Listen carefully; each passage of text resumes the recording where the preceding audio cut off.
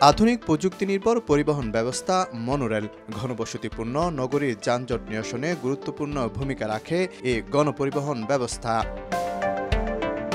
এবার যানজট নিরসনে চট্টগ্রামে সিটি কর্পোরেশনের উদ্যোগে দেশে প্রথমবারের মতো মনোরেল নির্মাণ করতে যাচ্ছে জার্মান ও মিশরের জয়েন্ট ভেঞ্চার কোম্পানি ওরাসকম এবং আরব কনস্ট্রাকশন গ্রুপ। অর্থায়ন ও বাস্তবায়নও করবে তারা। সোমবার সকালে টাইগার পাসে নগর ভবনে সম্ভাব্যতা যাচাইয়ে ফিল্ড ওয়ার্ক নিয়ে বৈঠক হয় প্রতিনিধিদের সঙ্গে। মেয়র বলেন, এর ফলে গতি আসবে নগরীর যোগাযোগ ব্যবস্থায়। দ্রুত চট্টগ্রামের যে কানেক্টিভিটি, যেটা আমরা মনে করি যে চট্টগ্রাম একটি কমার্শিয়াল হাব, একটা বাণিজ্যিক নগরী, বাণিজ্যিক রাজধানী।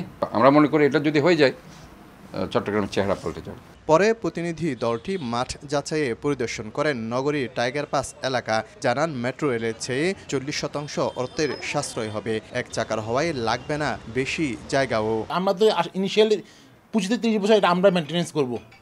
এটা হলো BOOT, build, own, operate and transfer. এখানে একটা ডেপো লাগবে, ট্রেনগুলো রাত্রে থাকবে, ওখানে ওয়ার্কশপ থাকবে, তাদের অফিস থাকবে।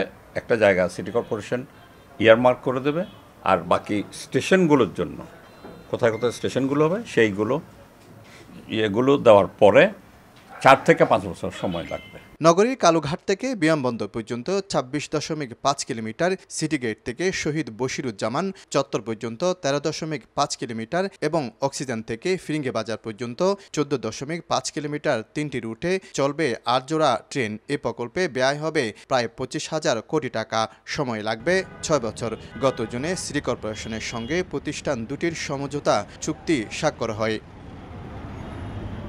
শফিকুল আলম, সময় সংবাদ, চট্টগ্রাম।